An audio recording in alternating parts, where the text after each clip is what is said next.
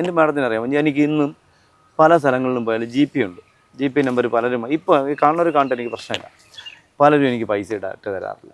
എനിക്ക് 1000 രൂപ 2000 രൂപ വണ്ടി കൂലി ചിലർ ഞാൻ വിളിച്ച് ചോദിക്കും, അങ്ങോട്ടും ഇങ്ങോട്ടും ചോദിക്കാം. ചിലപ്പോൾ തീരെ നിവൃത്തിയില്ല. ഞാൻ നിങ്ങൾക്ക് മാഡത്തിന് അറിയാം, ഞാൻ ഈ കഴിഞ്ഞ നമ്മൾ ഈ സംസാരിച്ചുകൊണ്ടിരിക്കുമ്പം ഒരു 10 ദിവസം 15 ദിവസം മുന്നേ ഞാൻ 2 ദിവസം റൂമിൽ നിന്ന് വിളി ഇറങ്ങിയില്ല. അറിയാം, എൻ്റെ 5 പൈസ ഇല്ല.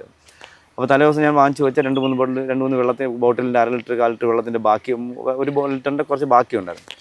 അതെല്ലാം കുടിച്ച് ഞാൻ 48 മണിക്കൂർ റൂമിൽ നിന്ന് വെളി ഇറങ്ങിയില്ല. എൻ്റെ പൈസ 5 പൈസ. എനിക്ക് പാമ്പിൻ്റെ കോളം വന്നപ്പോൾ എനിക്ക് പോകാൻ പറ്റുന്നില്ല. ഒരു ശാരീരിക പ്രശ്നങ്ങൾ, നടുവേദനയൊക്കെ വന്ന് ഞാൻ വീട്ടിൽ നിന്ന് റൂമിൽ നിന്ന് വെളി ഇറങ്ങണം. അറിയാമോ, ആളുകൾ കഴിക്കുന്ന വാവാസിരി പളവ ഈ ഷർട്ടെന്ന് എനിക്ക് ആരോ വാങ്ങി തന്നാണ്. ഞാൻ വാങ്ങിയ ഷർട്ട് പോലും, ഈ പാൻറ്റ് പോലും ഞാൻ വാങ്ങിയത്, ഈ ഷൂ പോലും ഞാൻ വാങ്ങിയതല്ല. ഇതൊക്കെ എനിക്ക് ആരോ വാങ്ങി തരണം. ഇതിട്ടാണ് ഞാൻ നല്ലത്. ഇത് നടക്കുമ്പോൾ പളവള ഇട്ട് കിടക്കുമ്പോൾ ആളുകൾ വിചാരിക്കുന്നത് വെച്ചാൽ വാവാസിരിൻ്റെ പൂത്ത കാശാണെന്നാണ് വിചാരിച്ചത്. എൻ്റെ അച്ഛനിപ്പോൾ RCC ആയിട്ട് കിടന്നപ്പോൾ മരണപ്പെട്ടിട്ട് 1 വർഷം ആയില്ല, 8 മാസം 9 മാസമേ ആയിട്ടുള്ളൂ.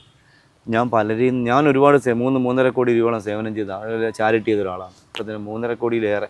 എനിക്ക് ഈ കൊറോണ സമയത്ത് ഞാൻ എൻ്റെ യൂട്യൂബിൽ എനിക്ക് നല്ല വരുമാനം ഉണ്ടായിരുന്നു കേട്ടോ. എനിക്ക് ഏകദേശം 3-4 ലക്ഷം രൂപ വരുമാനം ഉണ്ടായിരുന്നു. ഞാൻ പിന്നെ കൗമുദിയുടെ പ്രോഗ്രാമിൻ്റെ അവർക്ക് യൂട്യൂബ് വന്നപ്പോഴേ ഞാൻ ഇതങ്ങ് സ്റ്റോപ്പ് ചെയ്തു കൊടുത്തു. വെച്ചാൽ എല്ലാവരും കൂടെ മത്സരിക്കേണ്ട, എല്ലാം ഒന്നല്ലേ ഞാൻ മത്സരിക്കുന്നത്. അപ്പോൾ ഞാനാകുമ്പോൾ എനിക്ക് മാത്രമേ കിട്ടൂ. അതാകുമ്പോൾ അവിടെ എത്ര സ്റ്റാഫുകൾ ജീവിക്കും.